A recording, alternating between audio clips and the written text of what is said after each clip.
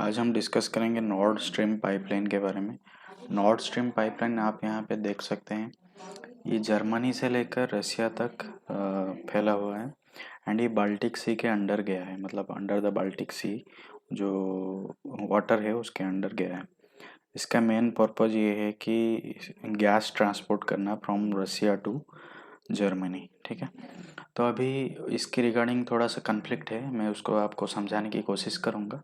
उसके बाद नोट में हम देख लेंगे ये नोट में क्या क्या लाइंस लिखा हुआ है। तो इस पिक्चर में आप समझ लीजिए पहले, ये भाइबोर्ग नाम का एक सिटी रसिया में है उसको, एंड ग्रेप्सवॉल्ड है जो जर्मनी में, उसको कनेक्ट करता है। ठीक है, उसको बोलते हैं Nord Stream pipeline from Russia to Germany. And इसका एक अदर नेम है, वो है north, I mean it is North European transport of gas pipeline. ठीक है, इसका मीनिंग जो है एक्चुअली नॉर्थ स्ट्रीम का, वो है north European gas pipeline. Okay, and यहाँ पे ये कॉन्फ्लिक्ट क्यों है? पहले नॉर्थ स्ट्रीम एक पहले से था, नॉर्थ स्ट्रीम 1 जो था, अभी नॉर्थ स्ट्रीम 2 हुआ है। ठीक है, एंड ये बहुत पहले से ही प्रोजेक्ट चल रहा था। एंड इसको पहले से यूएस ने रसिया के ऊपर सैंक्शन लगा के रखा था कि क्योंकि यूरोप का जो एनर्जी डिपेंडेंट है वो यूएस के साथ ज़्यादा है। ठीक है, तो इसीलिए यूएस नहीं चाह रहा था कि रसिया एनर्जी मैटर में यूरोप में इंटरफेयर करें।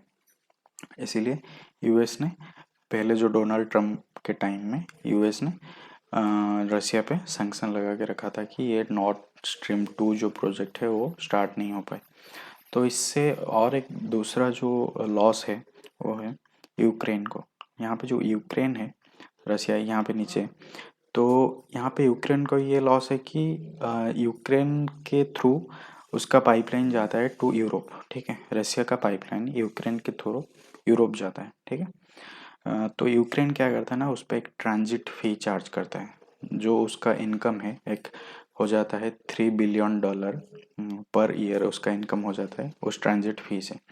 अभी क्या होगा, ये जो पाइपलाइन पास हो जाएगा बाल्टिक सी से, वो यूक्रेन को बाईपास कर लेगा। वो यूक्रेन का जब बाईपास कर लेगा तब क्या होगा, जो $3 बिलियन यूक्रेन का क्या होगा, लॉस हो जाएगा। ठीक है, ये है सेकेंड लॉस। एंड दूसरा, पहला लॉस क्या था? पहला लॉस ये था कि यूएस के साथ यूरोप का रिलेशन खराब होगा। यूएस ने सारे जो यूरोपियन कंट्रीज थे उनको मना करके रखा था कि ये प्रोजेक्ट मतलब वो नहीं होना चाहिए, स्टार्ट नहीं होना चाहिए।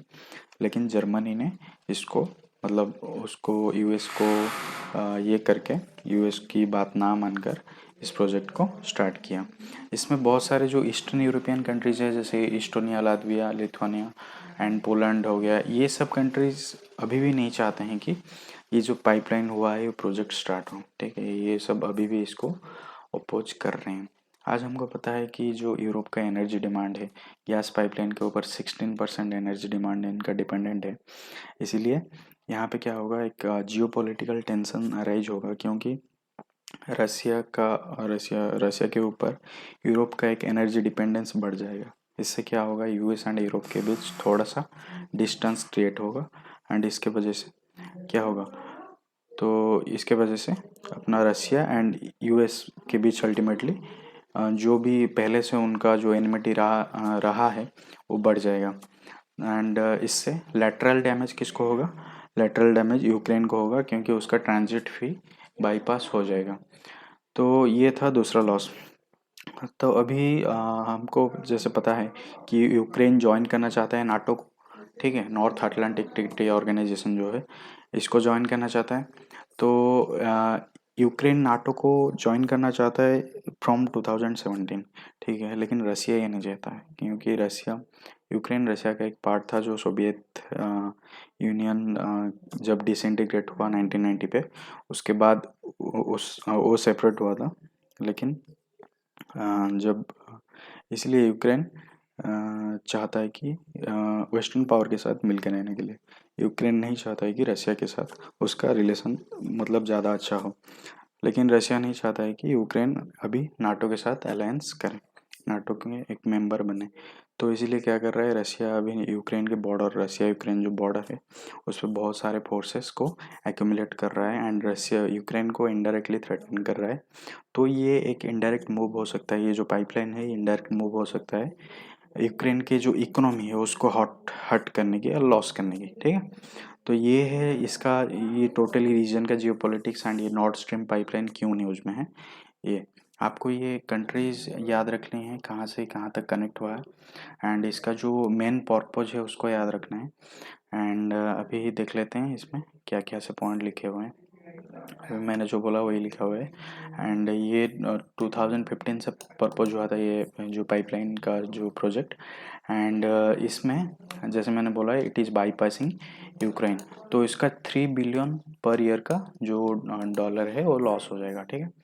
And it is a geopolitical win for Russia obviously, because Russia के साथ यूएस नहीं चाह रहा था, इसलिए रशिया ने, मतलब रशिया के ऊपर इनडायरेक्टली यूरोप क्या होगा एनर्जी के लिए डिपेंडेंट हो जाएगा। तो वहाँ पे एक रीजनल स्टेबिलिटी भी आ सकती है, क्योंकि बोथ कंट्रीज़ के बीच ट्रेड जब ज़्यादा होगा वो रीजनल स्टेबिलिटी लाएगा, ठीक है, यूरोप एंड रशिया के बीच। एंड यहाँ पे यूएस ने कोई स्टैंड नहीं लिया है, क्योंकि बाइडेन गवर्नमेंट ने एक सॉफ्टवेयर अप्रोच लिया है, एंड ओनली वो सैंक्शन भी नहीं लगाया है अभी। एंड यूक्रेन को लॉस ना हो इसलिए कुछ स्टेप्स लिए गए हैं, जैसे कि जर्मनी ने ग्रीन फंड बनाया है यूक्रेन के लिए, ठीक है। एंड जो भी ट्रांजिट फी वो ले रहा था उसको 10 ईयर मोर एक्सटेंड करने के लिए एक स्टेप लिया गया है। एंड अदर एक फंड बनाया गया है जिसमें जर्मनी उसको डोनेट करेगा $175 मिलियन, एक $1 बिलियन का फंड बनाया गया है, जिसको हम यहाँ पे लिखा गया है ग्रीन फंड फॉर यूक्रेन, ठीक है। ये फंड बनाया गया है ताकि यूक्रेन को जो लॉस होगा फ्यूचर में उसको कंपनसेट किया जा सके, ठीक है। तो ये बेसिकल जियोपॉलिटिकल मतलब इश्यूज हैं यहाँ पे, ये न्यूज़ पे है। तो यहाँ पे आपको मेंस के लिए एक इम्पोर्टेंट टॉपिक हो जाता है, आप इसको फॉरेन अफेयर्स में, एक्सटर्नल अफेयर्स में आप इसको मतलब मेंशन कर सकते हैं, ठीक है। ओके।